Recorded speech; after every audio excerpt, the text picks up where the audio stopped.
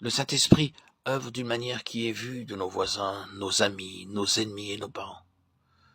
Ainsi, nous pouvons diviser l'œuvre du Saint-Esprit en une septuple œuvre intérieure invisible et une septuple œuvre visible par les autres. La septuple œuvre du Saint-Esprit accomplie dans le ministère du Seigneur Jésus-Christ. Si vous divisez cette œuvre en 4 groupes, vous obtenez le secret de la plénitude du Saint-Esprit pour tout être humain, quel qu'il soit. Les 7 noms donnés au Saint-Esprit dans la Bible, dans leurs détails, participent à notre progression intérieure, très très doucement, lentement, mais sûrement.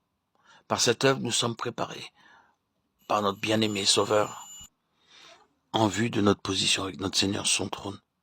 Cette œuvre est intérieure et invisible. Lorsque le Seigneur reviendra pour la seconde fois et que nous le verrons face à face, nous saurons parfaitement comment cette œuvre a progressé. Voyons dans Jean 3,6 et Tite 3,5. L'œuvre de la régénération est la première œuvre intérieure du Saint-Esprit. Par elle, nous sommes renouvelés dans notre esprit. En d'autres termes, nous naissons de nouveau. Dieu est esprit. Jean 4, 24.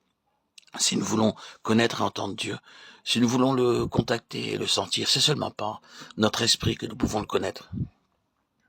Dieu m'a donné des yeux pour voir, des oreilles pour entendre, une bouche pour parler, des mains et des doigts pour me nourrir, des poumons pour respirer, des intestins pour assimiler la nourriture.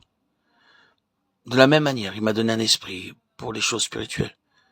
Dieu déclare clairement dans Matthieu 5,8, « Heureux ceux qui ont le cœur pur, car ils verront Dieu. » Dieu peut être vu, mais pas par la vision naturelle. De même, selon Ésaïe 30, 21, « Tes oreilles entendront derrière toi la voix qui dira, voici le chemin, marchez-y. » Nous pouvons entendre la voix de Dieu, mais rarement avec nos oreilles naturelles.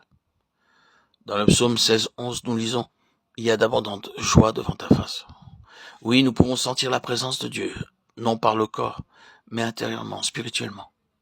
À moins que nous soyons intérieurement renouvelés par le Saint-Esprit dans notre esprit, nous ne pouvons pas voir Dieu, le contacter, le connaître ou le sentir. Les gens ne savent pas comment naître de nouveau, c'est pourquoi ils sont séduits.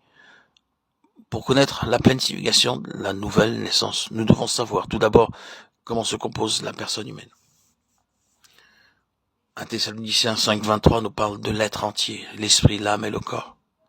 Dans Genèse 2, 7, Dieu fit d'abord un corps de poussière, ce fut par son propre souffle que l'esprit humain entra dans ce corps, et l'homme devint une âme vivante.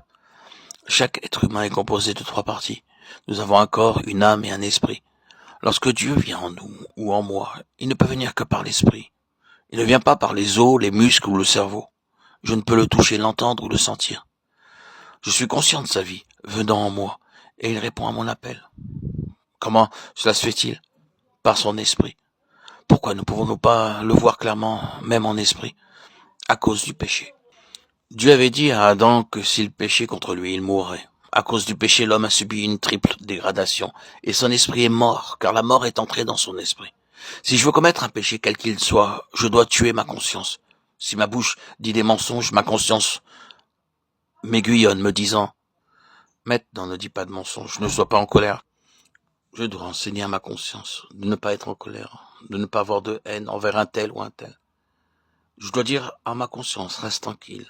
Oui, reste tranquille. En d'autres termes, je tue ma conscience avant de commettre n'importe quel péché, quel que soit de la haine, que ce soit de l'inimitié, que ce soit de la jalousie, de la convoitise, l'impureté ou l'hypocrisie.